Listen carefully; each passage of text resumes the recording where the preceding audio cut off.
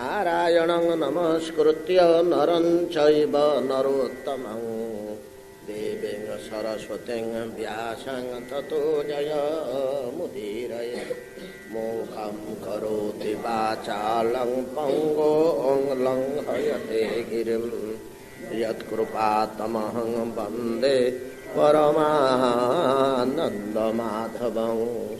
यत्कृपातमहं वन्दे परमानन्दमाधवं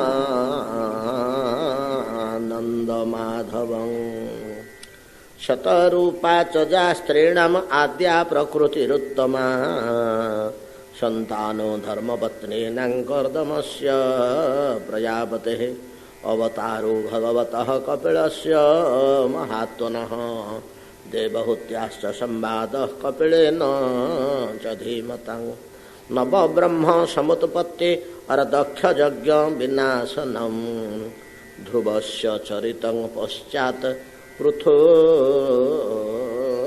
प्राचीनबर्हिषः।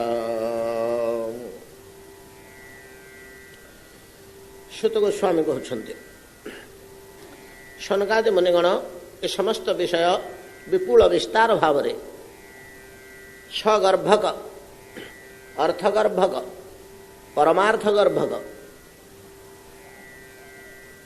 विषय समूह तुम मान आगे में व्यक्त कर तन्मध्य ध्रुव चरित सूत्र गणना प्रायशः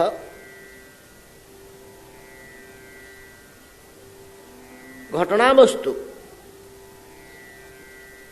विषय और इतिहास को नहीं विस्तृत लाभ करता है। तन्मध्य सार सार परमार्थ सिद्धांत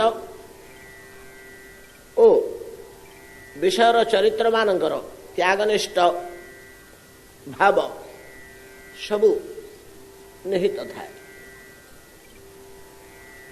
घटना बा इतिहास बा विषय कहानी भितर जो परमार्थ सिद्धांत सब लुचि रही था हठात से परमार्थ जिनिष गुड़िक धरी है ना कथा कहानी रे श्रोता मैंने भासी जाती जदिओ केतेक क्षेत्र में निपुण वक्तागण परमार्थ सिद्धांत गुड़िक और शिक्षणीय विषय गुड़िक जहाँ को मोराल बोली कह जाए कथावस्तु भितर आगे आम पाठ पढ़ुला बेले मोराल बोली दुटा प्रश्न पड़े गोटे विषय टपिक भितर मोराल बाहर मोराल राइटिंग सेमतिका जहाँ सार वस्तु से सार वस्तु उपरे कहानी उपरे गुरुत्व बेसी न दे सार वस्तु उपरे गुरुत्व दियंती निपुण वक्तागण नहले साधारण रे परमार्थ वस्तु बा सार वस्तु टिके कड़ा कठिन तो से अवहेलित हो जाए केवल कथा कहानी उपरे भासी जाते। ये सूत्र गणना कौन है ना से परमार्थ वस्तु गुड़िक उपरे विशेष गुरुत्व दिया जाए विषय को स्मरण करा जाए। आम कौन पढ़िलु पढ़ी सारा शेष कौन शिखिलु एक्सरसाइज भाया ये सूत्र गणना जहा हो से क्रम सूत गोस्वामी सौनकादि मुनि मान सम्मुखें कहते आपण मानू यही कथा अति विस्तृत भाव में प्रकाश करी आसी। नवब्रह्म समुत्पत्ति दक्षयज्ञ विनाशनम तापरे कहते ध्रुवस्य चरितम ध्रुवंग चरित कहते ध्रुव किए आमे आई माँ कहानी भाया बाप भाई को मध्य शुणु आकाश रे गोटे नक्षत्र विद्यमान ए नक्षत्रटी हलचल होए ना आकाश रे आमे जेते नक्षत्र और तारका देखु किए से मंडली आकार रे अछंती किए से एकत्र विहार करंती केतेक तारका नक्षत्र से पुंजीभूत अवस्था अच्छा 5टी 7टी 3टी 10टी 4टी एकाठी रहिले से घुंचिले से दलुटी आग एका के घुंचुंट जड़े आगे पड़ेगा जड़े पछक पड़ेगा एमती ना से समान भाव टाणी उटाणी ହେଇକିରି ସେ 4-5ଟିଆକୁ ଏମିତି ବାନ୍ଧି ହେଇକିରି ଅଛନ୍ତି ଯେ କୋଟି କୋଟି ବର୍ଷ ଧରି ସେ ସମାନ ଦଳ ହେଇକିରି ବୁଲୁଛନ୍ତି। ସେ ଦଳରୁ ଅଲଗା କିଏ ହେବେନି। ଆଉ କେତେକ ନକ୍ଷତ୍ର ତାରକା ଅଛନ୍ତି ସେ ଏକୁଟିଆ ଚାଲିଛନ୍ତି, କିନ୍ତୁ ସମସ୍ତେ ଘୂର୍ଣ୍ଣନଶୀଳ ଗମନଶୀଳ। ଇଲେ ଆମେ ଉଠିକିରି ଆକାଶକୁ ଚାହିଁଦେଲେ ଏ ନକ୍ଷତ୍ରଟି ନଡ଼ିଆ ଗଛ ସିଧା ଦୁଶୁଛି। ପୁଣି ଆଉ ଥରେ 3ଟା ବେଳକୁ ଯେତେବେଳେ ରାତିରେ ଏକ ଉଠିଲେ ସେ ନକ୍ଷତ୍ରଟି ତେନ୍ତୁଳି ଗଛ ଆଡ଼କୁ ପଳେଇଲାଣି।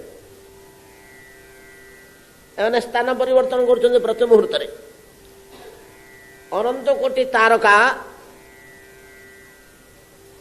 ଆମ ଆଖିକି ଯିଏ ଦେଖାଯାଉଛନ୍ତି ଅନ୍ତତଃ 10-15 ହଜାର ହେବେ କି ବେଶୀ ହେବେ, 15-20 ହଜାର ଖଣ୍ଡେ ଆଖିକି ଦୁଶୁଛି। ଆଖିକି ଦୁଶିବାଟାର ସୀମା ନିର୍ଣ୍ଣୟ କାହିଁ କରାହୁଏନି ନା ଆମ ସମସ୍ତଙ୍କର ଆଖି ସମାନ ନାହିଁ, ସମାନ ନାହିଁ। ଶିଶୁ ସମୟରେ ଯେତେବେଳେ ଦୃଷ୍ଟିଶକ୍ତି ତୀକ୍ଷ୍ଣ ଅଛି ସେତେବେଳେ ବହୁତ ତାରକା ଦୁଶନ୍ତି। ବୟସ ହେଲେ 40-45 ହେଲେ ଅନେକ ତାରକା ଅଧୁଟେ ଖଣ୍ଡେ ଆଉ ଦୁଶନ୍ତିନି, ଉଜ୍ଜ୍ୱଳ ଗୁଡ଼ିକ ଦୁଶନ୍ତି। 60-70 ହେଇଗଲେ ଆଉ କିଛି ଦୁଶନ୍ତି। ମୃତ୍ୟୁର 6 ମାସ ପୂର୍ବରୁ ଅରୁନ୍ଧତୀ ନାମକ ତାରକାଟି ଆଉ ଦେଖାଯାଆନ୍ତିନି। ସମାଜରେ ଶୁଣିବାକୁ ମିଳେ ପରିଣତ ବୟସରେ ଜଣେ ବ୍ୟକ୍ତି ଯଦି ମୃତ୍ୟୁ ଲାଭ କଲେ, ପରିଣତ ବୟସ କଲେ 70-75-80 ପାର ହେଲା ପରେ ଯଦି ମୃତ୍ୟୁ ହେଲା ତାହା ସ୍ୱାଭାବିକ ଆଉ ସୁନ୍ଦର ମୃତ୍ୟୁ। ଏଭଳିଆ ମୃତ୍ୟୁ ବରଣୀୟ, ଯାକୁ ଅପମୃତ୍ୟୁ କୁହାଯିବନି। 60 ପୂର୍ବରୁ ଯଦି ମୃତ୍ୟୁ ହେଇଗଲା ତା ପାଇଁ ସୂଚନା କରାଯାଇପାରେ, କିନ୍ତୁ 70-75-80ରେ ଯେଉଁ ମୃତ୍ୟୁ ହେଲା ତାହା ଉତ୍ତମ ମୃତ୍ୟୁ, ଉତ୍ତମ ଆୟୁଷ ବୋଲି ଆମେ ମୋଟାମୋଟି ବର୍ତ୍ତମାନ ଗଣ କରେ। ଯଦିଓ ତାକୁ ଦୀର୍ଘାୟୁଷ କୁହାଯିବନି, ଦୀର୍ଘାୟୁଷ 80-85 ପରେ 100 ପର୍ଯ୍ୟନ୍ତ ତଥାପି ଚଳନୀୟ। ଏଇ ସ୍ୱାଭାବିକ ମୃତ୍ୟୁର 6 ମାସ ପୂର୍ବରୁ ଅରୁନ୍ଧତୀ ନକ୍ଷତ୍ର ଦେଖାଯାଆନ୍ତି ନାହିଁ ବୋଲି ଆମର ଲୋକ କିମ୍ବଦନ୍ତୀ ରହିଛି, ବୃଦ୍ଧମାନେ କହନ୍ତି। ସେଉଠି ଏଇଭଳିଆ ଅନେକ ନକ୍ଷତ୍ର ଆମକୁ ଦେଖାଯାଉନାହାନ୍ତି ବୟସ ହେଇଗଲେ। ଶିଶୁ ସମୟରେ ବହୁତ ନକ୍ଷତ୍ର ଦେଖାଯାଆନ୍ତି, ବହୁତ ତାରକା। ଇଏ ଯେତେ ତାରକା ପିଲାଦିନେ ଦେଖୁ କି ବୁଢ଼ା ଦିନେ ଦେଖୁ ଏ ସମସ୍ତେ ପ୍ରଚଳନଶୀଳ ବୋଇଲେ ସବୁବେଳେ ଚାଲୁଛନ୍ତି, ବୁଲୁଛନ୍ତି। ଗୋଟିଏ ତାରକା ତା ଭିତରେ ଅଛି, ଏମାନଙ୍କ ଭିତରେ ସେ ତାରକାଟି ତା ସ୍ଥାନ ଅନନ୍ତ କାଳ ଧରି କେବେ ହେଲେ ପରିବର୍ତ୍ତନ କରିନି। କାନ୍ଥରେ କଣ୍ଟା ମାରିଲା ଭଳିଆ କିନ୍ତୁ କାନ୍ଥର କଣ୍ଟାଟା ବୁଲୁନି, ଯୋଉଠି ବାଡ଼ିଆ ହେଇଥିଲା ସେଇଠି ରହିଛି। କିନ୍ତୁ ଛାରପୋକଟା କାନ୍ଥ ସାରା ବୁଲୁଛି, କି ଝିଟିପିଟିଟା କାନ୍ଥ ତମାମେ ବୁଲୁଛି, କଣ୍ଟାଟା ବୁଲୁଛି କି? ଅସରପାଟେ କାନ୍ଥ ସାରା ବୁଲୁଛି, କଣ୍ଟାଟା କୁଆଡ଼େ ବୁଲି ପାରୁନି, ଫିକ୍ସ ହେଇକିରି ରହିଛି। ଏମିତି ଗୋଟିଏ ତାରକା ଫିକ୍ସ ହେଇକି ରହିଛି। ତାର ନାମ ହେଉଛି ଧ୍ରୁବ ତାରା। ଅବଶ୍ୟ ଧ୍ରୁବ ଶବ୍ଦର ଅର୍ଥ ସ୍ଥିର, ନିଶ୍ଚୟ। ଧ୍ରୁବ ଶବ୍ଦର ଅର୍ଥ ମଧ୍ୟ ନିଶ୍ଚିତ, ନିଶ୍ଚଳ ଓ ସ୍ଥିର କୁ ଧ୍ରୁବ କୁହାଯାଏ। ଯେ ଚଳଚଞ୍ଚଳ ହଉତେ ସେ ଅଧ୍ରୁବ, ଧ୍ରୁବ ନୁହେଁ, ସ୍ଥିର ନୁହେଁ। ଏ ଧ୍ରୁବ ତାରା ଗୋଟିଏ ତାରକା।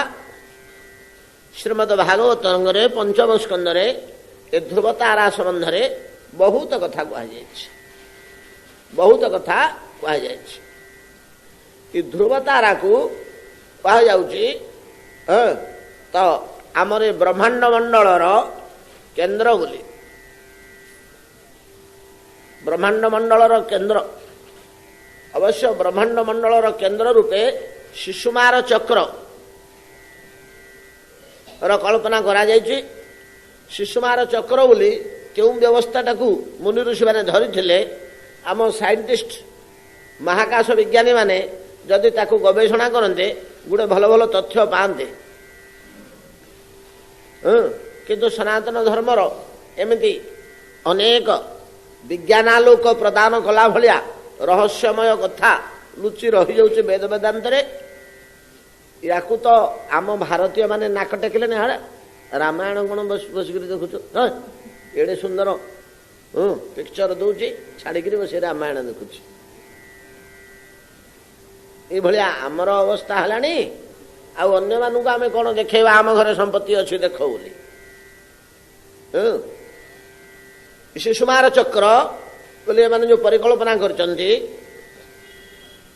शिशुमार चक्र गोटे जिनिस नुह ध्रुव को केन्द्र करी ब्रह्मांड भितर जहाँ व्याप्त ये होलटा को शिशुमार चक्र बोली मुझा अनुमान करी कहूँ एक कथा सठिक न हो पारे एक कथा सठिक न हो पारे ये गाँ गंडा घर द्वार पहाड़ पर्वत पृथ्वी ब्रह्मांड मर्त्यलोक लोक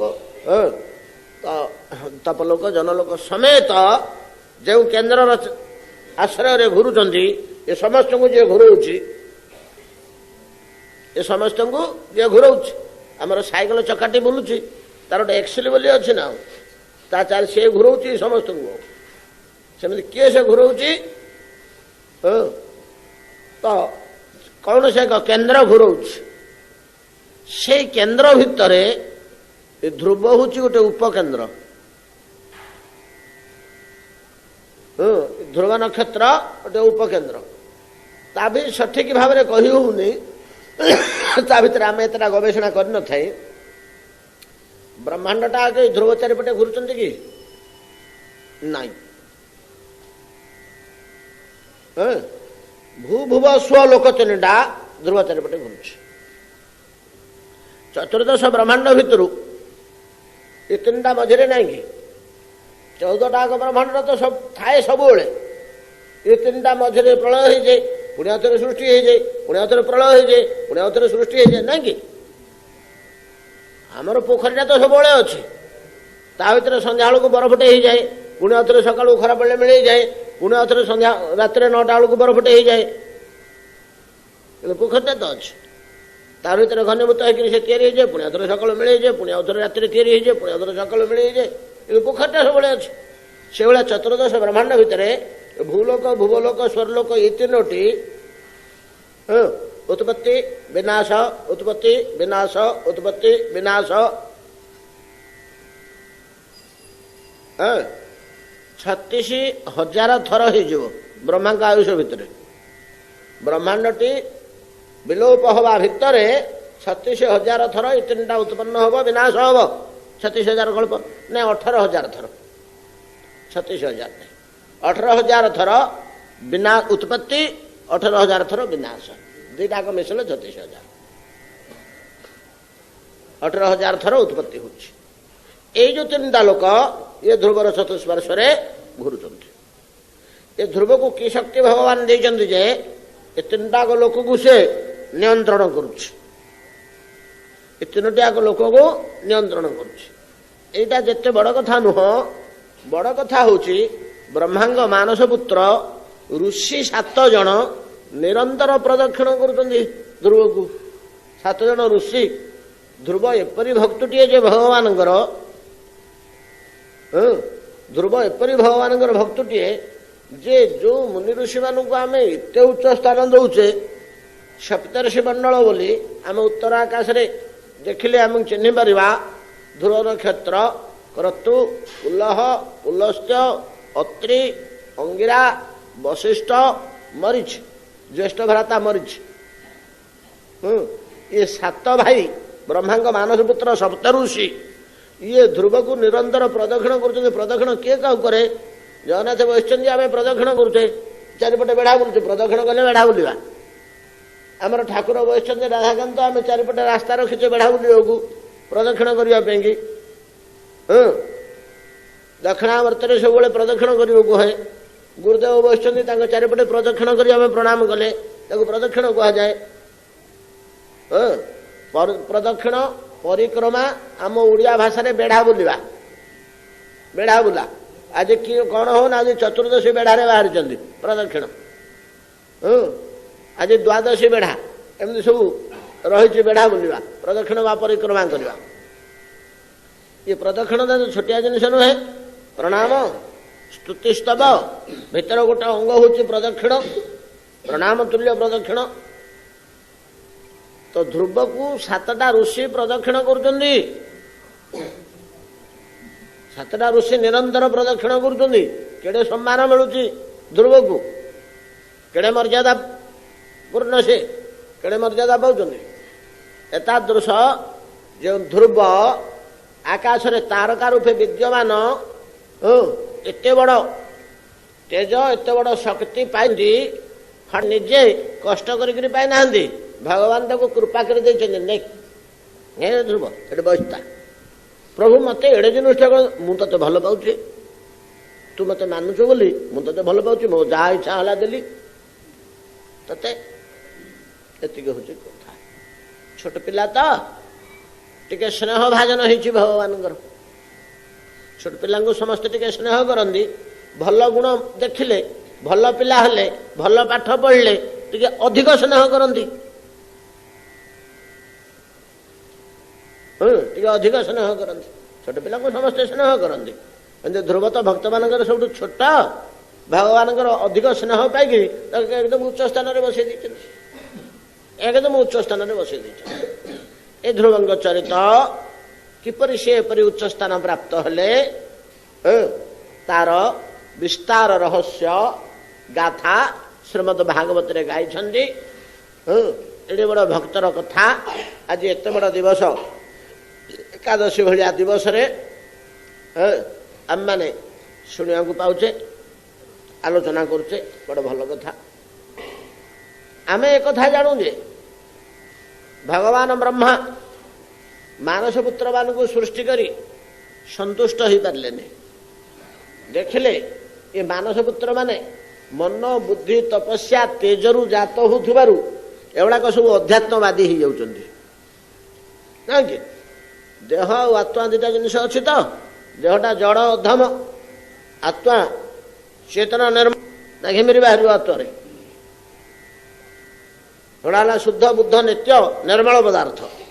ରକ୍ତମାନ ସମୟ ଦେହଟା ଦୁର୍ଗନ୍ଧିଆ, ତାକୁ ଦିନକୁ ଦି ଓଳି ଆମେ ଗାଧୁଆ ପାଧୁଆ କରି ଘଷି ଘାସି ସଫା ସୁତରା କରି ଚିକଣ ରଖିକିରି ବୁଲୁଛେ ବୋଲି ନା, ଆଉ 15ଟା ଦିନ ଆପଣ ଛାଡ଼ି ଦିଅନ୍ତୁ ତ, ଦେହଟାକୁ ସଫା ସୁତରା ଯତ୍ନ ନ କରିବା, କଖାରୁ ଭଳିଆ ପଚିଯିବ, ପଚିଯିବନି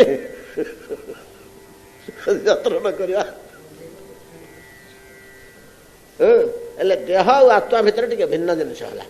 ଏ ମନ ବୁଦ୍ଧି ଗୁଡ଼ାକ ଆତ୍ମା ଭଳିଆ ଚେତନ ପଦାର୍ଥ ଆଉ ସୂକ୍ଷ୍ମ ପଦାର୍ଥ, ତା ଦେହରୁ ଯୋଉ ସନ୍ତାନ ଗୁଡ଼ାକ ଜାତ ହେଲେ ସେଟା ଶୁଦ୍ଧ ବୁଦ୍ଧ ନିତ୍ୟମୁକ୍ତ ହେଇକିରି ଆଉ ସଂସାରୀ ନ ହେଇକିରି ଭଗବାନଙ୍କ ଆଡ଼କୁ ସେମାନେ ଗତି କଲେ, ବାପ କଥା ଶୁଣିଲେନି, ତାଙ୍କ ସ୍ୱଭାବଟା ସେୟା। ବ୍ରହ୍ମା ଚିନ୍ତା କଲେ ଯେ ଦେହରୁ ଜାତ ନ କଲେ ଏମାନେ ସଂସାରୀ ହେବେନି, ତାଙ୍କର ଆସକ୍ତି ଆସିବନି, ତାଙ୍କର ଲୋଭ ମୋହ ଜାତ ହବନି। ଆଉ ଲୋଭ ମୋହ ଜାତ ନହେଲେ ଘର ଦ୍ୱାରା ଟଙ୍କା ପଇସା ପିଲା ଛୁଆଙ୍କୁ ଯତ୍ନ କରିବ କିଏ? ତାଙ୍କର କେମିତି ଲୋଭ ମୋହ ଜାତ ହବ, ବିଷୟ ବୁଦ୍ଧି କେମିତି ଜାତ ହବ, ସଂସାର ପ୍ରତି ଆସକ୍ତି ଆସିବ। ଛାଡ଼ ହେ ସେ ମୁଖ୍ୟ ମୁଖ୍ୟକୁ କାଳ ହବ ଯେ ଏବେ ଆଗ ଟିକେ ସୁଖରେ ରହ, ଏ ବୁଦ୍ଧି କେମିତି ଆସିବ?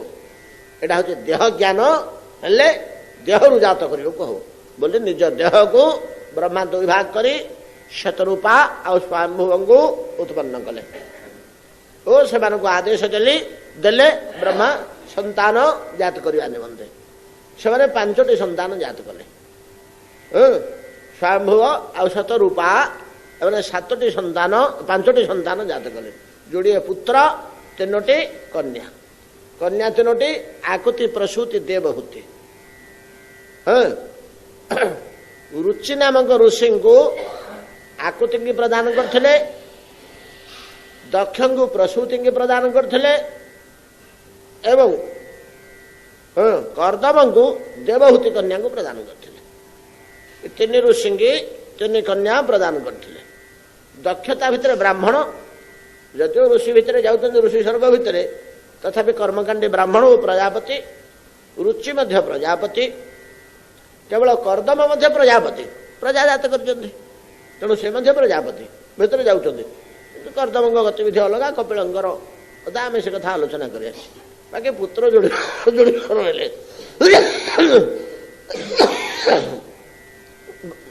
କର୍ଦମଙ୍କର ସ୍ୱୟଂଭୁବ ମାନଙ୍କର ପୁତ୍ର ଦ୍ୱୟ ହେଲେ ପ୍ରିୟବ୍ରତ ଓ ଉତ୍ତାନ ପାଦ। ପ୍ରିୟବ୍ରତ ଓ ଉତ୍ତାନ ପାଦ।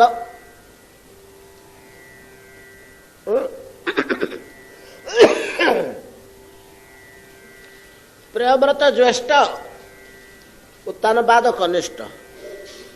ପ୍ରିୟବ୍ରତ ଯେତେବେଳେ ଟିକେ ବଡ଼ ହେଲେ ତାଙ୍କର ବୁଦ୍ଧି ଆସିଲା,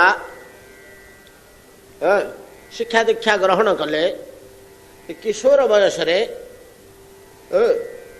ତ ନାରଦଙ୍କ ସ୍ୱେନ ଦୃଷ୍ଟି ତାଙ୍କ ଉପରେ ପଡ଼ିଲା।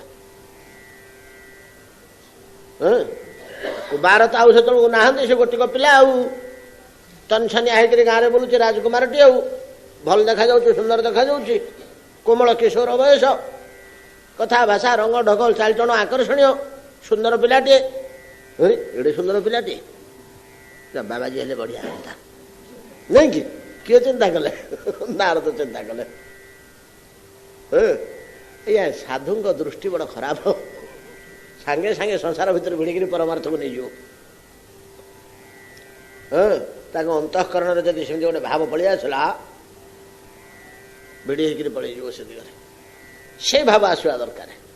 ପରମାର୍ଥ ଦିଗରେ ଭଗବାନଙ୍କ ଚରଣକୁ ଶିଶୁଟି ଯାଉ, ଏ ଭାବ ଆସିବା ଦରକାର। ଆମେ ଆଲୋଚନା କରିନେ କି ରାମଚନ୍ଦ୍ର ପ୍ରଭୁଙ୍କ କଥା। ଯାହା ହଉ, ତ ପ୍ରିୟବ୍ରତକୁ ନାରଦ ଧୀରେ ଧୀରେ ଶିକ୍ଷା ଦେବାକୁ ଆରମ୍ଭ କଲେ।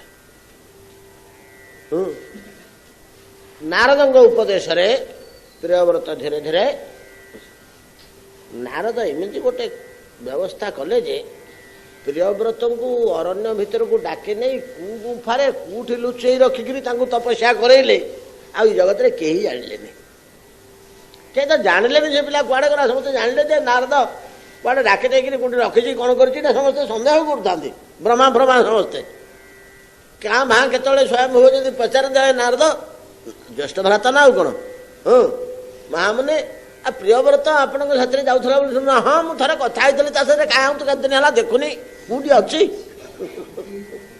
ଭଲ ଅଛି ପଚାରିବେ ନାରଦ।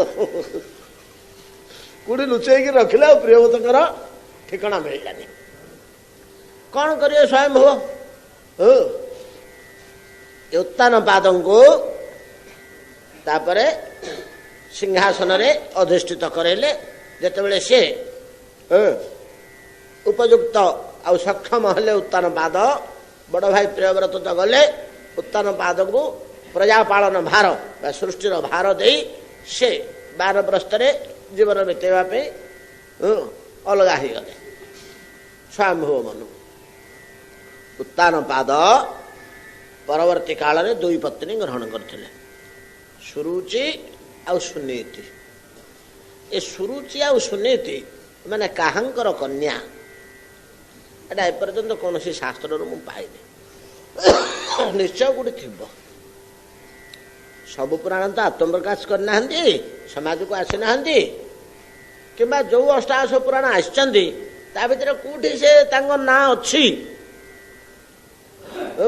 ଏପର୍ଯ୍ୟନ୍ତ ତାକୁ ପ୍ରତ୍ୟକ୍ଷ ଭାବରେ ମୁଁ କୋଉଠୁ ପାଇପାରିନି। ଯାହା ହଉ, ସୁରୁଚି ସୁନୀତି ଦୁଇ ପତ୍ନୀ ଥିଲେ, ଏକଥା ଆମେ ଜାଣୁ। ଯେ ସୁନୀତି ସେ ନୀତି ନିପୁଣା, ଧର୍ମଶୀଳା, ଭଗବତ ପରାୟଣା ସୁନୀତି, ଆଉ ଭଗବାନଙ୍କ ଉଦ୍ଦେଶ୍ୟରେ ତାର ଜୀବନଟି ବିତୁଛି, ତାର କାର୍ଯ୍ୟକଳାପ ଗୁଡ଼ାକ ତଦ୍ରୂପ, ଜୀବନଯାପନ ପ୍ରଣାଳୀ ତଦ୍ରୂପ।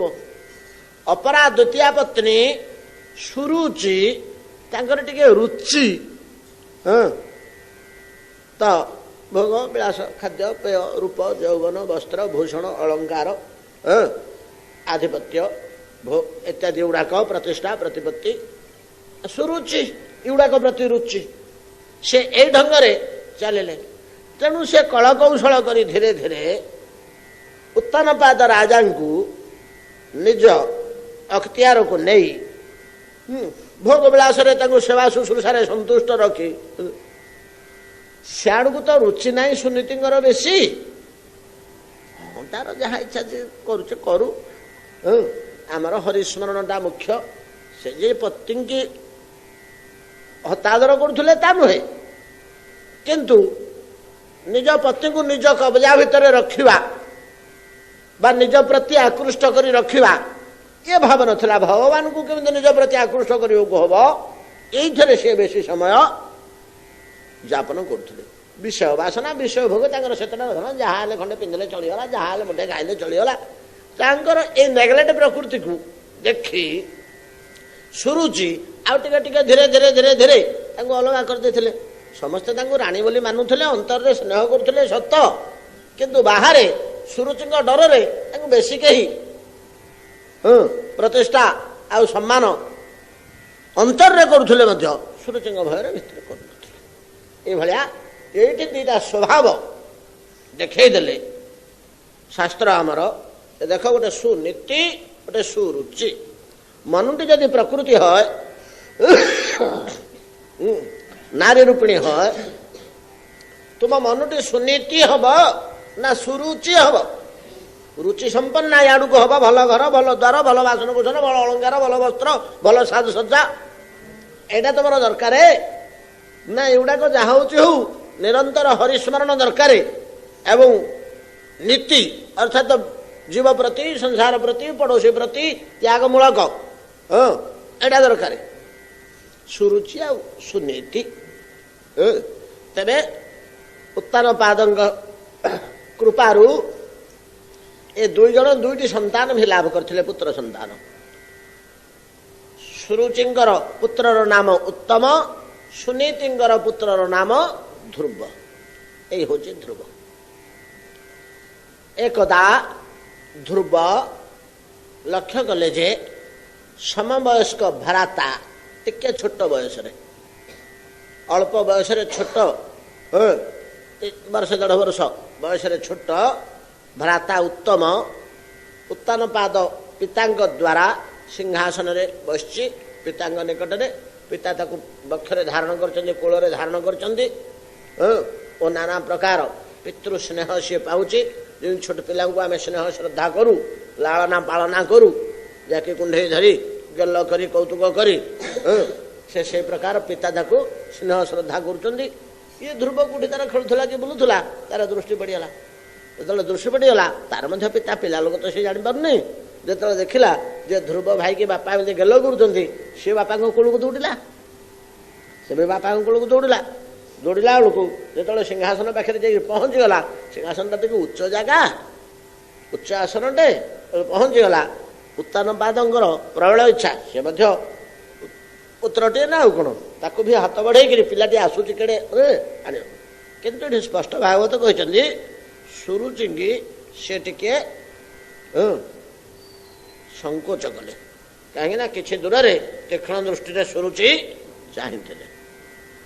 ଉତ୍ତାନପାଦ ଦେଖିଲେ ଯେ ଇଲେ ଯଦି ଧ୍ରୁବକୁ ମୁଁ ଆଣିକିରି ଉତ୍ତମ ସହ ଏକତ୍ର ସ୍ନେହ ଶ୍ରଦ୍ଧା କରିବି, ଇଏ ସହ୍ୟ କରିବେନି ସୁରୁଚି। ନାନା କଟୁ କଥା କହିବେ, ପିଲାକୁ ଗାଳି ଦେବେ, ତା ମାଆକୁ ଗାଳି ଦେବେ, ଯାହା ଫଳରେ ସେମାନଙ୍କର ଅତ୍ୟନ୍ତ ଦୁଃଖ। ବର୍ତ୍ତମାନ ଟିକେ ସଂକୁଚିତ ହେଇକରି ରହିଲେ, ଧ୍ରୁବକୁ କ୍ରୋଡ଼କୁ ନେଇପାରିଲେନି।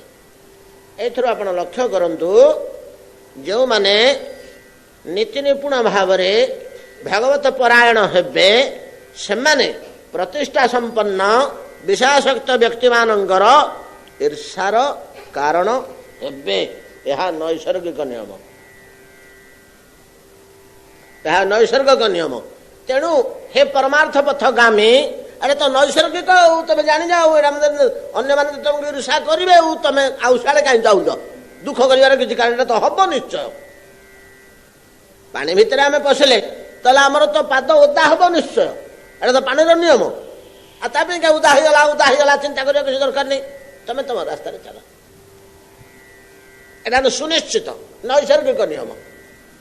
ଯେଉଁମାନେ ପରମାର୍ଥ ପଥରେ ଯିବେ, ଭାଗବତ ପରାୟଣ ହେବେ, ସେମାନଙ୍କୁ ତ ବିଷୟ ରୁଚି ଥିବା ବ୍ୟକ୍ତିଗଣ ନିଶ୍ଚିତ ଭାବରେ, ୟା କ'ଣ କହୁଛନ୍ତି ମୋ, ଜଣେ ବ୍ୟକ୍ତି ସାଧନ ଭଜନ କରି ଯଦି ବୈକୁଣ୍ଠ ତ ଦୂରର କଥା, ପରମାର୍ଥ ପଥରେ ଆଗେଇ ଗଲା, ଦେହ ତ୍ୟାଗ କଲା ପରେ ସେ କୁ ବାଟେ ଯିବ? ଆମେ ଦୁଇଟା ଜିନିଷ ଆଲୋଚନା କରିନେ କି, ଗୋଟେ ଧୂମମୟ ପଥ, ଗୋଟେ ଦେବଯାନ ଆଉ ପିତୃଯାନ। ଯେତେବେଳେ ଦେବଯାନ ପଥରେ ସେ ଗତି କରୁଛି, ତ ସ୍ୱର୍ଗରେ ନ ରହିକରି ଯେତେବେଳେ ସେ ଉପରକୁ ଉଠିଲା, ବାଟ କାଟିଲା, ସେ ରୋଡ଼ ସେ ଧରିଛି, ସେତେବେଳେ ଦେବତାମାନେ କ'ଣ କରନ୍ତି? ନାନା ପ୍ରକାର ବିଘ୍ନ କରନ୍ତି। ଏ କଥା ଆମକୁ ଏକାଦଶ ସ୍କନ୍ଧରେ କୁହାହେଇନି? ଯେ ଲୋକେ ତପ ଆଚରନ୍ତି ଦେବେ ତାହାଙ୍କୁ ବିଘ୍ନ ଚିନ୍ତି ଦେବତାମାନେ। କାହିଁକି ନା ଆମ୍ଭର ସଙ୍ଗ ଛାଡ଼ି ଏକେ ଏକି ପା ଯିବ ପିତୃ ଲୋକେ ବିଷ୍ଣୁ ଲୋକେ। ଏ କାହିଁକି ଆଗକୁ ପଳାଉଛି? ଆମ୍ଭର ସଙ୍ଗ ଛାଡ଼ି ଏକେ ଏକି ପା ଯିବ ବିଷ୍ଣୁ ଲୋକେ। ମୋହି ନେବେ ସେ ନାରୀ ରୂପେ ମିଳନ୍ତି ତାହାର ସମୀପେ। ସେ ଯେବେ ତାର ମୁଖ ଚାହିଁ ଚରଣ ଅଗ୍ର ଦେଲେ ଛୁଇଁ ମନ ମନ୍ଥଇ ତାହାଙ୍କର ଏଣୁ ମନମଥ ଦୁଃଖ ଘର। এই ପ୍ରକାର ଭାବରେ ବର୍ଣ୍ଣନା କରିଛନ୍ତି କିଏ ସେ? ତେଣୁ ପରମାର୍ଥ ପଥିକ ମାନେ ଏଗୁଡ଼ାକୁ କାଷ୍ଠ ପାଷାଣ ଭଳିଆ ସହ୍ୟ କରିଯିବା ଆବଶ୍ୟକ। କିଛି ଯୋଉଟାକୁ ଭ୍ରୁକ୍ଷେପ କରିବେନି, ସେଟା ଦୃଷ୍ଟିପାତ କରିବେନି। ଦେବତାମାନେ ଯେହେତୁ ବିଷୟାସକ୍ତ ଏବଂ ଭୋଗ ବିଳାସୀ ଦେବଭୋଗ କରୁଛନ୍ତି, ସେମାନେ ଦିବ୍ୟ ଭୋଗ କରୁଛନ୍ତି, ସେମାନଙ୍କୁ ଏଇ ଜିନିଷଟା ରୁଚିବନି। ସେମାନେ ନାନା ତାତ୍ସଲ୍ୟ କରିବେ, ନାନା ପ୍ରକାରର କଥା କହିବେ, ନାନା ପ୍ରକାର ବ୍ୟବହାର କରିବେ। ପରମାର୍ଥ ପଥଗାମୀ ସେଆଡ଼କୁ ଦୃଷ୍ଟିପାତ କରିବେନି, ସେଟାକୁ ଚିନ୍ତା କରିବେନି, ବିଚାର କରିବେନି। ଏଥିରେ ଅସୁବିଧା ହେବେନି। ସେମାନେ ଲକ୍ଷ୍ୟ ରଖିବେ ଯେ ପରମ ପଦ ମୁଁ ପ୍ରାପ୍ତ ହେବାକୁ ଯାଉଛି, ମହାନ ସ୍ତରକୁ ମୁଁ ଯିବି। ଏଥି ବାଟରେ ଏମିତି ବିଘ୍ନ ଅନେକ ଆସିବା ଆସୁ, ଏଇଟା ତ ନୈସର୍ଗିକ ସ୍ୱାଭାବିକ ସୁନୀତି ସୁରୁଚି। ଉତ୍ତମ ପିତୃକ୍ରୋଡ଼ରେ ଲାଳିତ ହେଉଥିବା ବେଳେ ଧ୍ରୁବ ଯେତେବେଳେ, ପିଲା ଲୋକ ତ ସେ ଏତେ କଥା ବୁଝୁନାହାନ୍ତି, ମୁଁ କିନ୍ତୁ ବାପାଙ୍କ ପାଖକୁ ପଳେଇବି ବୋଲି ସିଂହାସନର ଯେଉଁ ହସ୍ତି ବ୍ୟାଘ୍ର ପାଦ, ବଡ଼ ବଡ଼ ମୋଟା ମୋଟା ପାଦ, ସ୍ୱର୍ଣ୍ଣ ସିଂହାସନ କି ସିଂହାସନ, ହାତୀ ଦାନ୍ତର ସିଂହାସନ, ସେ ତାର ପାଦ ଖୁମ୍ବକୁ ଧରିକିରି ସିଂହାସନର ଖୁମ୍ବ ଧରି ସେ ଚଢ଼ିବାକୁ ଚେଷ୍ଟା କରୁଛନ୍ତି। ଏଟା ସୁରୁଚି ଲକ୍ଷ୍ୟ କରୁଛନ୍ତି। ସୁରୁଚି କହିଲେ ଧ୍ରୁବ ଆଜ୍ଞା କେମିତି ଶିକ୍ଷା ଦଉଛନ୍ତି ଆମକୁ ଶାସ୍ତ୍ର। ଆଖିରେ ଆଙ୍ଗୁଠି ଗେଞ୍ଜିଲା ଭଳିଆ। ଧ୍ରୁବ ତଳକୁ ଓହ୍ଲା। କାହିଁକି ମା? ମୁଁ ବାପାଙ୍କ ପାଖକୁ ଯିବି, କ୍ରୋଡ଼କୁ ଯିବି? ନା, ଯାଇପାରିବୁନି। କାହିଁକି? ମୋ ବାପା? ନା, ବାପା ତୋର ଠିକ, କିନ୍ତୁ ପୂର୍ବଜନ୍ମରେ ତୁ ହରି ଉପାସନା କରିନୁ। ଆଉ କି ଶିକ୍ଷା ଦିଅନ୍ତା? ପୂର୍ବ ଜନ୍ମରେ ତୁ ହରି ଉପାସନା କରିନୁ, ଏ ଜନ୍ମରେ ସୁଖ ପାଇବୁ କୋଉଠୁ? ଜାଗତିକ ସୁଖ ହେଲେ ମଧ୍ୟ ତୋର ରୁଚି ଥାଉ କି ନଥାଉ ତୋ ପଛରେ ତ ଗୋଡ଼େଇଥିବ। ତୁ ସମ୍ପତ୍ତି କି ଭଲ ନ ପା, କିନ୍ତୁ ତୋ ପଛରେ ଗୋଡ଼େଇଛି ସମ୍ପଦ।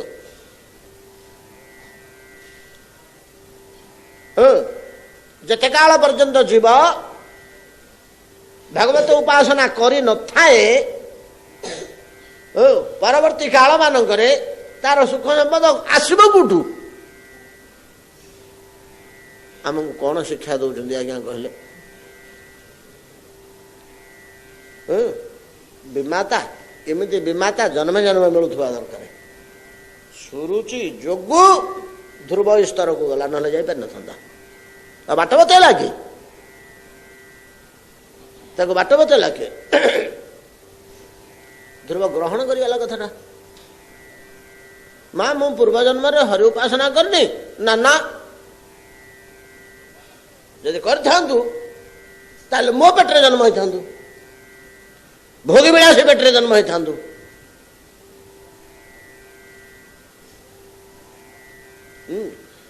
ଏଗୁଡାକ ସୁଲଭ ହବନି,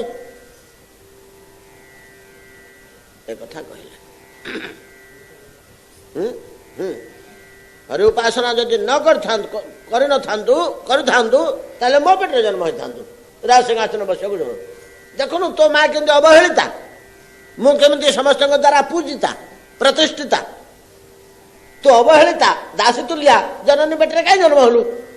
ଯଦି ଭଗବାନଙ୍କ କୃପା ପାଇଥାନ୍ତୁ ଗଲା ଜନ୍ମଠୁ ତୁ ମୋ ପେଟରେ ଜନ୍ମ ହେଇଥାନ୍ତୁ ନା ରାଜରାଣୀ ପେଟରେ। ହେଉ ଦାସୀ ତୁଲ୍ୟା ଉପେକ୍ଷିତା ସୁନୀତି ପେଟରେ କାହିଁ ଜନ୍ମ ହେଲୁ?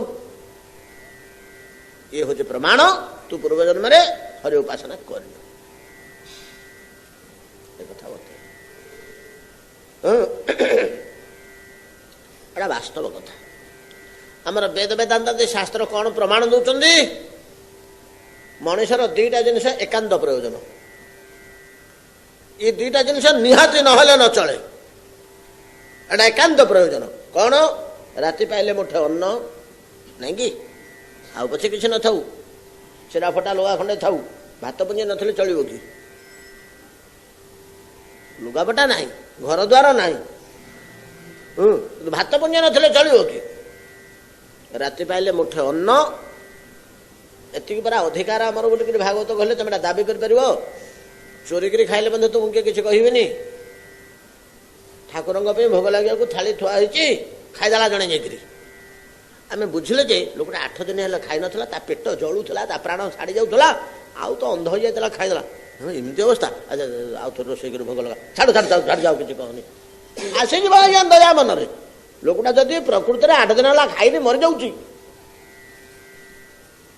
ବିକଳରେ ଖାଇଦେଲା, ସେ କ୍ଷେତ୍ରରେ ତାକୁ ଆପଣ ଦଣ୍ଡ ଦେଇପାରିବେ ନାହିଁ। ଯେମିତି ହେଲେ ସେ ଆପଣଙ୍କ ହୃଦୟ ତରଳିଯିବ। ଏଇଟା ନୈସର୍ଗିକ। ଯାବତ ଭେରିଏତ ଉଦରମ ତାବତ ସତ୍ୱଂ ହେଇଯାଇନା। ହାଣ୍ଡିଏ ଅନ୍ନ ଥୁଆ ହେଇଥିଲା ଠାକୁର ଭୋଗ ଲାଗିବ ବୋଲି, ତାର ଯେତିକି ପେଟରେ ଧରିବ ସେ ଖାଇଦେଲା, ବିକଳ ହେଇକିରି ଖାଇକିରି ସେ ଯାଇକି ଶୋଇ ପଡ଼ିଛି। ଆଉ କ'ଣ ଧରିକିରି କୁଆଡ଼େ ଯାଇଛି? ଧରିକିରି ଗଲେ ଦୋଷ ହେଇଯିବ। ଯାବତ ଭେରିଏତ ଉଦରମ ତାବତ ସତ୍ୱଂ ହୃଦୟହୀନାମ୍ ଅଧିକମ ଯୋଭିମନ୍ୟତେ। ସଞ୍ଚୟ କଲେ ତା ପାଇଁ ଦଣ୍ଡ ମିଳିବ। ଅଧିକମ ଯୋଭିମନ୍ୟତେ ସ୍ୱସ୍ତେନ ଦଣ୍ଡମ ଅର୍ହତି ବୋଲି ଭାଗବତ କହିଲେ ଆମକୁ। କେତେଥର ଏ ଶ୍ଳୋକଟି ଆମେ ଆଲୋଚନା କରିଛେ। ତେବେ ଏ ଗୋଟିକ ନୁହଁ, ଯେତିକିରେ ପେଟ ପୁରିବ କେବଳ ସେତିକି ମଣିଷର ପ୍ରୟୋଜନ ନୁହଁ, ଆଉ ଗୋଟେ ପ୍ରୟୋଜନ ଅଛି। ଆଉ ଗୋଟେ ପ୍ରୟୋଜନ କ'ଣ କିଏ କହିପାରିବେ? ମଲା ବେଳକୁ କଲବଲ ଛଟପଟ ନ ହେଇ ଟିକେ ସୁବିଧାରେ ଜୀବନ ଛାଡ଼ିଯିବ। ଏଇଟା ଆମ ସମସ୍ତଙ୍କର ଦରକାର। ଆମେ ସିନା ଜାଣିପାରୁନେ ମୃତ୍ୟୁକାଳୀନ ଯନ୍ତ୍ରଣା, ବୃଦ୍ଧ ବୟସ, ରୁଗ୍ଣ ଅବସ୍ଥା, ଅସହାୟ ଅବସ୍ଥା, ପ୍ରଚଣ୍ଡ ଯନ୍ତ୍ରଣା, ଜୀବନ ଛାଡୁନି। କିଏ ପଚାରୁନି? କିଏ ପଚାରୁନି? ପ୍ରାଣ ଛାଡୁନି। ଇଏ କ୍ଷୁଧା ଯନ୍ତ୍ରଣାଠୁ ସେଇଟା କୋଟି ଗୁଣ ଅଧିକ ଦୁଃଖଦାୟକ। ଭୋକରେ ପେଟ ଜଳି ଯାଉଛି, ଖାଇବାକୁ ମିଳୁନି, ଏ ଯନ୍ତ୍ରଣା। କିନ୍ତୁ ୟା ଅପେକ୍ଷା ମୃତ୍ୟୁକାଳୀନ ଯନ୍ତ୍ରଣା କଲବଲ ହବା, ପ୍ରାଣ ଛାଡୁନି, ଏଟା ଚରମ ଅବସ୍ଥା। ଅତି ବୃଦ୍ଧ ରୁଗ୍ଣ ମାନଙ୍କର ଅବସ୍ଥା ଦେଖୁନ, କୋଉଠି ଅଙ୍ଗ ପ୍ରତ୍ୟଙ୍ଗ ପଚି ସଢ଼ି ଯାଉଛି, କୋଉଠି ଆଉ କ'ଣ ହେଇଯାଉଛି, କୋଉଠି ଆଉ କ'ଣ ହଉଛି, କୋଉଠି ଭୟଙ୍କର ଯନ୍ତ୍ରଣା। ଯାଉ ସେଗୁଡ଼ାକ ଆଲୋଚନା କରିବାନି। ସେ ଯୋଉ ଦୁଃଖ ସେ ଆଉ କହିବାକୁ ନାହିଁ। এইটাকে সমস্তে আমার টিকে আখ্যা করে রখিব। আহে গোবিন্দ হওয়া দরকার। কেবল শিশু কলবল শিশু দুঃখ আমি বেদ বেদান্তাদি সনাতন শাস্ত্র কলে পিলে এগুড়াক জিনিস শুণ, এটা গণ্ঠি পকাইকি রখ। অনায়াসে ন মরণম। সুখরে সুখরে মরিযোগ চাহুଛୁ, বেশি দুঃখ যন্ত্রণা কলবল নথিব। ଓହୋ ମୋ ଗୋଡ଼ଟା କ'ଣ ହେଇଯାଉଛି, ମୋଟା କ'ଣ ହେଉଛି, ମୋ ଛାତିଟା କ'ଣ ହେଉଛି, ଅଧଘଣ୍ଟା ଘଣ୍ଟା କଲ ଲାଗିଲା, ଡାକ୍ତର ଗୁଡ଼ାକ କ'ଣ ହେଲା ମାର କ'ଣ ହେଲା ରେ କ'ଣ ହେଲା ବୋଲେ ବେଳକୁ ପ୍ରାଣ ଛାଡ଼ିଗଲା। ଅନାୟାସ ମୃତ୍ୟୁ। ହଠାତ୍ ବସିଥିଲେ କି ଗପ କରୁଥିଲେ କି ଖାଇଲେ କି ପିଇଲେ କି ଶୋଇଥିଲେ କି ଉଠିଲେ, ଏ ପୁଅ ମୋ ପେଟଟା କ'ଣ ହେଇଯାଉଛି, ମୋ ଛାତିଟା କ'ଣ ହେଇଯାଉଛି, ମୋ ଦେହଟା କ'ଣ ହେଇଯାଉଛି, କ'ଣ ଦୌଡ଼ି ଆସିଲେ କ'ଣ ହେଲା କ'ଣ ହେଲା ପାଣି ଟିକେ ଆଣିଲେ, ସେ ଜାଗାରୁ ପ୍ରାଣ ଛାଡ଼ିଗଲା। 10 ମିନିଟ୍ କି 15 ମିନିଟ୍ 20 ମିନିଟ୍ ହଉ ପଛେ, ଅଧଘଣ୍ଟେ ଭିତରେ ଡାକ୍ତର ଡାକୁ ଡାକ୍ତର ଆସି କହିଲେ ନାଇଁ ତ ଗଲାଣି ଆଉ ବୁଢ଼ୀ ଆଉ ନାହିଁ ଆଉ, ସାର୍ଟିଫିକେଟ୍ ଟିକେ ଲେଖିଦେଲେ ପଳେଇଲେ। ଅନାୟାସେ ନ ମରଣ, ୟାକୁ କହନ୍ତି ଅନାୟାସ ମରଣ। ବିଶେଷ ଦୁଃଖ ନଥାଇକି, ଦୁଃଖ ତ ଯେମିତି ହେଲେ ଟିକେ ହବ, କିନ୍ତୁ ବିଶେଷ ଦୁଃଖ ନଥାଇକି ମରଣ। ଆମକୁ ଶାସ୍ତ୍ର ଆଖିରେ ଆଙ୍ଗୁଠିକି ନେଇକିରି କହିଲେ ଆମେ କ'ଣ ଶୁଣୁଛେ ନା ବୁଝୁଛେ? ଅନାୟାସେ ନ ମରଣମ୍ ବିନା ଦୈନ୍ୟେନ ଜୀବନ। ଅନାୟାସ ମୃତ୍ୟୁ ଏବଂ ସକାଳୁ ପୁଞ୍ଜେ ଭାତ ମିଳିଯାଉଛି, ଅଭାବ ନାହିଁ, ଜୀବନ ସାରା ରାତି ପାଇଲା ବେଳକୁ ଚାଉଳ ପୁଞ୍ଜେ ଘରେ ଅଛି। ଅନାୟାସ ମୃତ୍ୟୁ ବିନା ଦୈନ୍ୟେନ ଜୀବନ। ଦୀନତା ନାହିଁ। କୋଉଠୁ ଚାଉଳ ପୁଞ୍ଜେ ସଂଗ୍ରହ କରିବି, କୋଉଠୁ ଚାଉଳ ପୁଞ୍ଜେ ଧାର ଆଣିବି, କାହା ପାଖକୁ ଯିବି, କାହାକୁ ମାଗିବି, ୟା ଦରକୁ ଗଲା ବେଳକୁ ସେ ତାଲା ପକେଇ ଦେଇ କୁଆଡ଼େ ପଳେଇଛି, ଆଉ ଜଣଙ୍କ ଘରକୁ ଗଲା, ଆଉ ଜଣଙ୍କ ଘରକୁ ଗଲା ବେଳକୁ ତାର ସ୍ୱାମୀ ସ୍ତ୍ରୀ କଳହ ଲାଗିଛନ୍ତି, ଗାଳି ଦିଆ ଦେଇ ହଉଛନ୍ତି, ତାଙ୍କ ଘର ତ ଝଗଡ଼ା ଲାଗିଛି, କ'ଣ ଚାଉଳ ଧାର ମାଗିବି, ଆଉ ଜଣଙ୍କ ଦରକୁ ଗଲା। ବିନା ଦୈନ୍ୟେନ ଜୀବନ ଅନାୟାସେନ ମରଣମ୍ ବିନା ଦୈନ୍ୟେନ ଜୀବନମ୍ ଅନାରାଧିତ ଗୋବିନ୍ଦ ଚରଣ ସେ କଥଂ ଭବେତ୍। ଶାସ୍ତ୍ର କହିଲେ ଆରେ ହରି ଉପାସନା ନ କଲେ କିରା ମିଳିବ କେମିତିରେ? ଅନାୟାସେନ ମରଣମ୍ ବିନା ଦୈନ୍ୟେନ ଜୀବନମ୍ ଅନାରାଧିତ ଗୋବିନ୍ଦ ଚରଣସ୍ୟ କଥଂ ଭବେତ୍। କେମିତି ହବ? ଏ ଦିଟା କଥା କେମିତି ହବ? ଯଦି ଗୋବିନ୍ଦ ଚରଣ ଉପାସନା କରାଯାଇନି, ହରି ଉପାସନା କରାଯାଇ ହବ କେମିତି? ଯଦି ହଉଛି କୋଉଠି ବୁଝିବାକୁ ଯେ ନିଶ୍ଚୟ ସେ ପୂର୍ବ ଜନ୍ମରେ ହରି ଉପାସନା କରିଛି, କି ଜନ୍ମରେ ହେଲେ ମଧ୍ୟ ହରି ଉପାସନା କରିଛି। ଅନାୟାସେନ ମରଣମ୍ ବିନା ଦୈନ୍ୟେନ ଜୀବନମ୍ ଅନାରାଧିତ ଗୋବିନ୍ଦ ଚରଣ ସେ କଥଂ ଭବେତ୍। ଯେତେବେଳେ ସୁରୁଚି କହିଦେଲେ ଧ୍ରୁବ ତୁ ପୂର୍ବ ଜନ୍ମରେ ଭଗବତ ପୂଜା କରିନୁ, ଭଗବାନଙ୍କୁ ଭକ୍ତି କରିନୁ, ପାଇବୁ କେମିତି ଜନ୍ମରେ ସୁଖ? ମା କରିନି ନା ତାର ପ୍ରମାଣ ନା ପ୍ରମାଣ ଏହା ପରା ତୁମ ପେଟରେ ଜନ୍ମ ହେଲୁନି କାହିଁକି? ଉପେକ୍ଷିତା ଦାସୀ ତୁଲ୍ୟା ସୁନୀତି ପେଟରେ କାହିଁକି ଜନ୍ମ ହେଲୁ? ଯଦି ଉଚ୍ଚ ଭାଗ୍ୟ ଥାନ୍ତା ତୁ ହରି ଉପାସନା କରିଥାନ୍ତୁ। ଶ୍ରୀମତାମ ସୁଚିରାଙ୍ଗ ଶ୍ରୀମତାମ ଗେହେ ଯୋଗ ଭ୍ରଷ୍ଟ ଭିଜାୟତେ। ଶ୍ରୀମାନ ସୁଚିମାନ ଧନଶାଳୀ ଲୋକର ଘରେ ତୁ ଯାଇକିରି ଜନ୍ମ ହେଇଥାନ୍ତୁ, ମୋ ପେଟରେ ଜନ୍ମ ହେଇଥାନ୍ତୁ ନା। ଆଉ ଉତ୍ତମର ପୂର୍ବ ଜନ୍ମର ସୁକୃତି ଥିଲା ବୋଲି ସେ ମୋ ପେଟରେ ଜନ୍ମ ହେଲା, ତୁ କାହିଁକି ସୁନୀତି ପେଟରେ ଜନ୍ମ ହେଲୁ?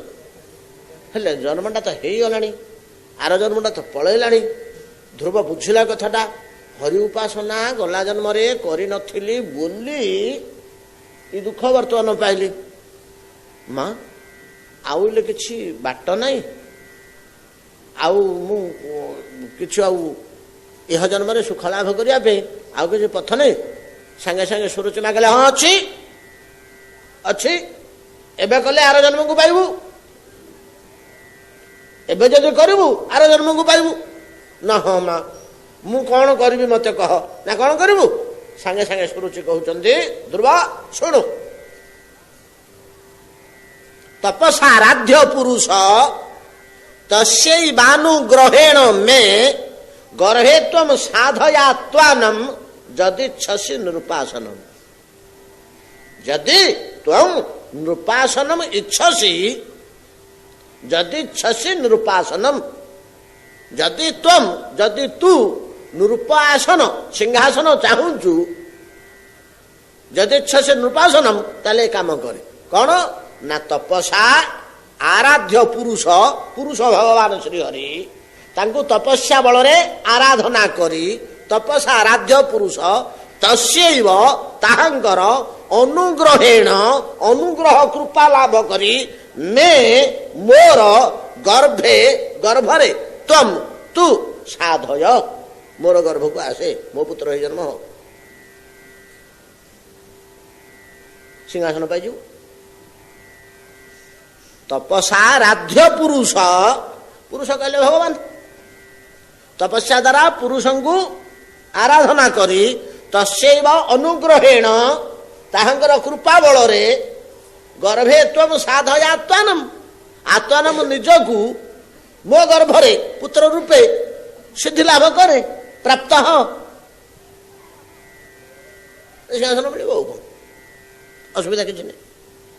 ତେଣୁ ପୂର୍ବ ଜନ୍ମରେ ଯେ କରିନୁ ଏଇ ଜନ୍ମରେ ପାଇଲୁନି, ଏଇ ଜନ୍ମରେ କଲେ ଆସନ୍ତା ଜନ୍ମରେ ପାଇବୁ। ଏଇ ଜନ୍ମରେ ଯଦି କରି ନ ପାରିବୁ ତାହେଲେ ଆସନ୍ତା ଜନ୍ମରେ ମଧ୍ୟ ମିଳିବନି। ଏତିକି ତ କଥା। ଆଉ କ'ଣ? ଯେତେବେଳେ ସୁରୁଚି ବତେଇ ଦେଲେ,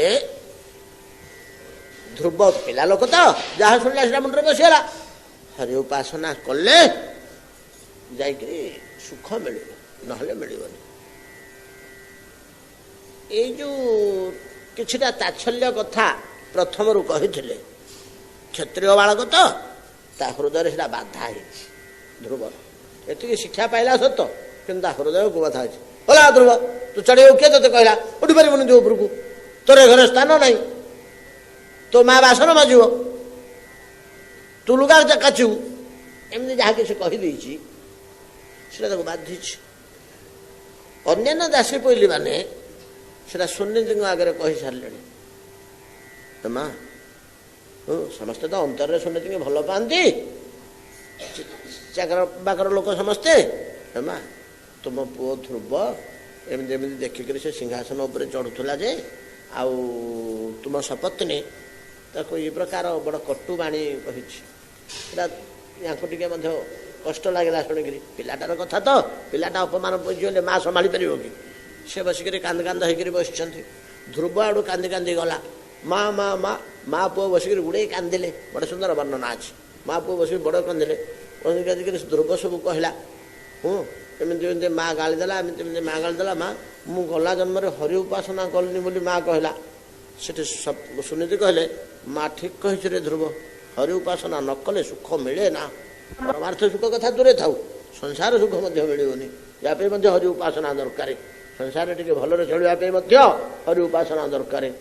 ହେଲେ ମୁଁ କ'ଣ କରିବି ମା? ନା କ'ଣ ତୁ ଚାହୁଁଛୁ? ନା ମୁଁ ହରି ଉପାସନା କରିବି। ନା ହଁ କରେ, ହରି ଭଜନ କରିବି। ନା କରେ। ସେଇଟାକୁ କାହାକୁ ମନା କରିବା ଉଚିତ ନାହିଁ। ଜଣେ ଲୋକ ଯଦି ହରିଭଜନ କରିବାକୁ ଚାହୁଁଛି ତାହେଲେ ତାକୁ ମନା କରିବା ଉଚିତ ନାହିଁ। ଯିଏ ମନା କରିବ ସେ ତାର ଶତ୍ରୁ। ଜଣେ ଲୋକ ହରିଭଜନ କରିବାକୁ ଚାହୁଁଛି ତାକୁ ଯଦି ମନା କରିବ ତାହେଲେ ସେଟା ଶତ୍ରୁ ବୋଲି ଆମର ଅନ୍ୟାନ୍ୟ ଶାସ୍ତ୍ର କହନ୍ତୁ ନ କହନ୍ତୁ ଦୃଢ଼ ଭାବରେ ଭାଗବତ କହିଛନ୍ତି। ପିତା ନ ସସ୍ୟାତ୍ ଜନନୀ ନ ସସ୍ୟାତ୍ ଗୁରୁ ନ ପିତା ନ ସସ୍ୟାତ୍ ଜନନୀର୍ ନ ସସ୍ୟାତ୍ ଗୁରୁର ନ ସସ୍ୟାତ୍ ସ୍ୱଜନଂ ନ ସସ୍ୟାତ୍ ପିତା ନ ସସ୍ୟାତ୍ ଜନନୀ ନ ସସ୍ୟାତ୍ ଦୈବଂ ନ ସସ୍ୟାତ୍ ନ ପତିଶ୍ଚ ସସ୍ୟାତ୍ ନ ମୋଚୟେତ ଯଃ ସମୁପେତ ମୃତ୍ୟୁ। ଋଷଭ ବାକ୍ୟ। 100 ପୁଅଙ୍କୁ ଶିକ୍ଷା ଦଉଛନ୍ତି।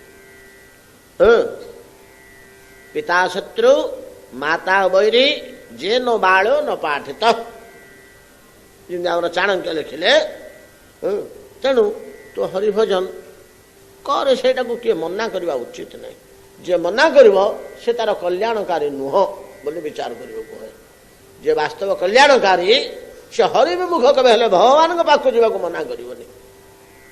ସେ ବାପ ମା ଏବଂ ଯଦି କିଏ ମନା କରିଦେଲା ନାଇଁ ତୁ ହରିଭଜନ କର ନା, ସେ ବାପ ବାପ ନୁହଁ, ସେ ମା ମା ନୁହଁ, ସେ ଗୁରୁ ଗୁରୁ ନୁହଁ, ସେ ବନ୍ଧୁ ବନ୍ଧୁ ନୁହଁ, ସେ ଦେବତା ଦେବତା ନୁହଁ।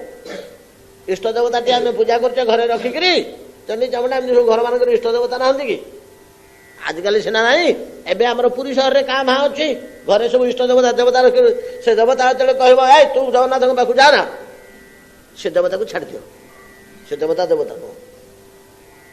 ଦୈବଂ ନ ସସ୍ୟାତ୍ ନ ପତିଶ୍ଚ ସସ୍ୟାତ୍, ସେ ସ୍ୱାମୀ ସ୍ୱାମୀ ନୁହେଁ। ତେଣୁ ତୁ ଯଦି ହରିଭଜନ କରିବାକୁ ଚାହୁଁଛୁ କର। ମା ପୁଅଙ୍କର ଏଇଭଳିଆ ଆଳାପ ଆଲୋଚନା ଚାଲିଛି। ତାପରେ କେମିତି କ'ଣ ହେଲା, କ'ଣ ଶିକ୍ଷା ଦେଲେ ମା ସୁନୀତି ଏବଂ ଧ୍ରୁବଙ୍କ ଚରିତ୍ର ଭିତରେ କ'ଣ ମୁଖ୍ୟ ରହସ୍ୟ ସବୁ ରହିଛି, ଶିକ୍ଷଣୀୟ ବସ୍ତୁ ଯାହା ଆମ ଜୀବନକୁ ପ୍ରଭାବିତ କରିବ, ସତ୍ପଥକୁ ଆମେ କରାଇବ। ଆସନ୍ତାକାଲି ଆଲୋଚନା କରିବା।